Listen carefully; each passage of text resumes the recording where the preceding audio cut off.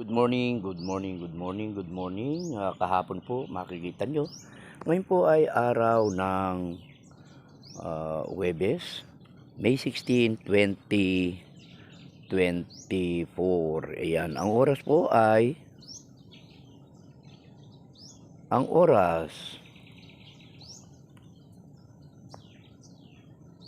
ayan. Okay, hindi ko na po mabanggit, hindi ko makita yung oras. Kahapon po ay halos lumitaw na po ang pinakapusod ng ating diversion dam. Kahapon po ay nasa below 2 meters na po. 2 meters po ang ating katubigan. Ngayon po ay kagabi ay sobrang lakas po ng ulan, pati kulog, pati kidlat.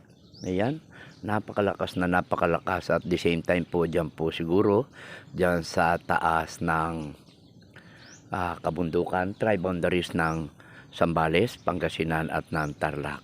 Ayan po, makikita ninyo nasa almost 4 meters na po ang lalim ng ating diversion dam. Kahapon ay nasa 2 meters lang po. Ayan, wala man pong magdamag, ay napakalakas po ng dating ng tubig. Ayan, at makikita nyo sa sobrang lakas ay napakarami pong basurang umanod dito sa diversion dam. Ayan, umpisa na po ng paglalim ng ating katubigan dito sa ating binabantayang pag-aari ng gobyerno ng bansang Pilipinas. Pakita ko lamang po sa inyo ang kalagayan niya. Yan. At meron po tayong nakabukas na isang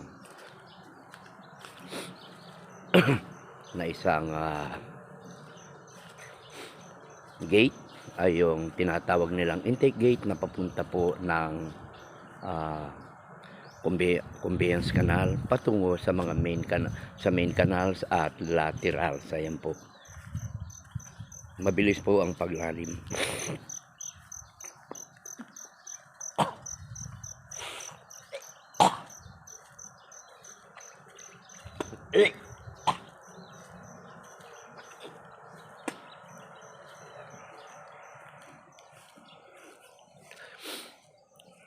Picturean po natin at upang ma-forward dyan sa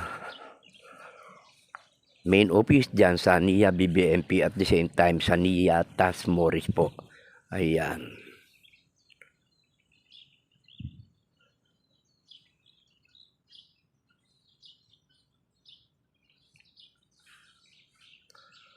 Ayan po, kahapon nasa 2 meters lang po ang lalim niya. Ngayon ay nasa almost 4 meters na, 3.75.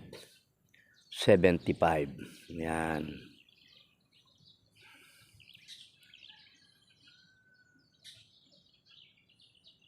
Yan. Ayan, dito po ay papalabong na rin po ang damo. At mga ilang linggo lang ay siguradong kailangan na po tayong mag-grass cutter. Ayan. Okay, at yan po, sa sobrang hangin po kahapon ay at lakas ng ulan ay makikita nyo yan, oh. Dapat ay malinis ito. Ayan.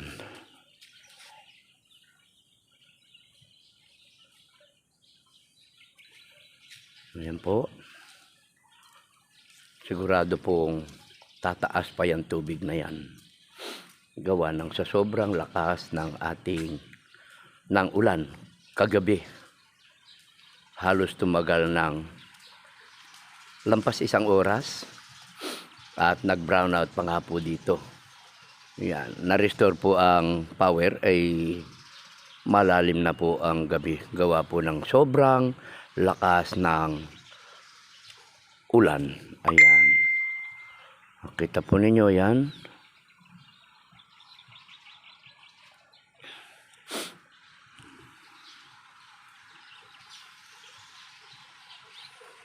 Po, at medyo mataas na ang ating haring araw.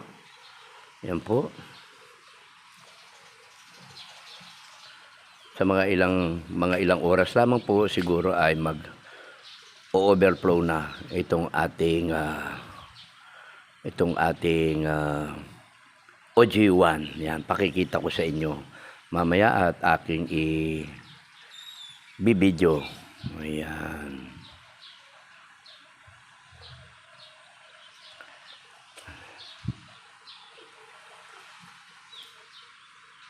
Yan. Picturean natin.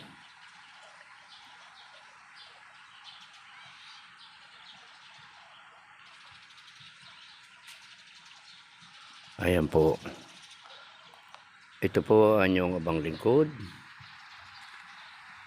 Joselito Perez Garcia, ang guard on duty po dito sa aking binabantayang pag-aari ng gobyerno ng bansang Pilipinas, ang Tarlac Diversion Dam na matatagpuan dito sa Sitio Mabagliw, Barangay Tibagan, Tarlac City. Ayan. Okay, marami pong salamat.